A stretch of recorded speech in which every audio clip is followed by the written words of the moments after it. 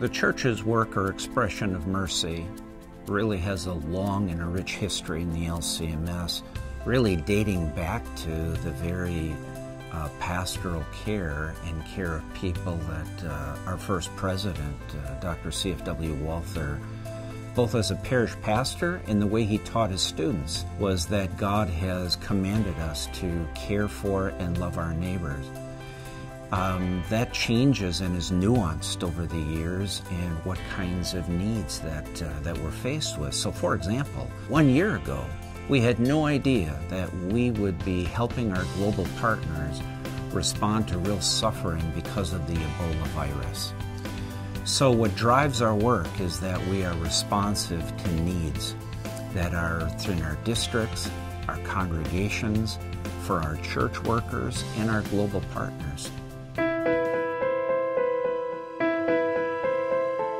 We not only provide financial resources, but at times of disaster, we are literally boots on the ground, often in very adverse circumstances, walking alongside congregations and their pastors and deaconesses as they're responding in times of disaster to a community, helping them to process what impact that this disaster has had on them, helping them to think through next steps and how to be a merciful presence, a corporate good neighbor or good citizen in their community. And then, as I noted, providing the financial resources that actually help them bring very meaningful and tangible expressions of relief to them following the disaster.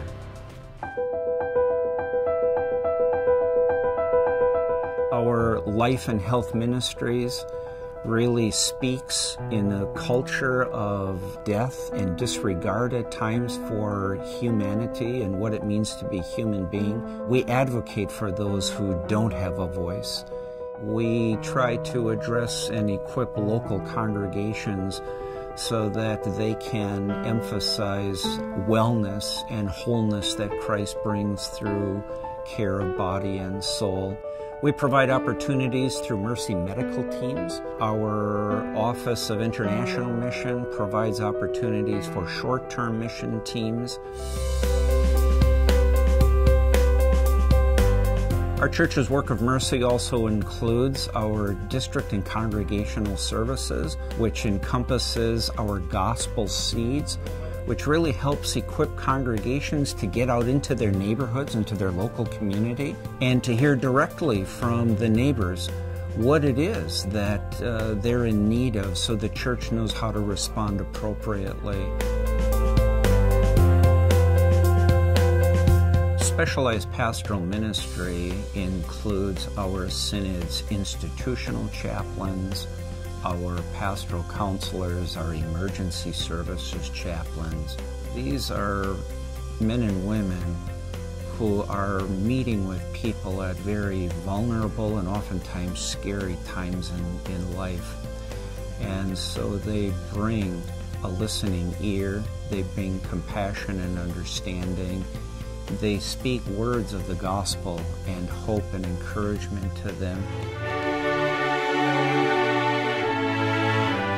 Our Synod's military chaplains really accompanying our armed forces as they are serving our country, caring for them as they're living with the stressors of serving in a time where our country is actively engaged in theaters of war.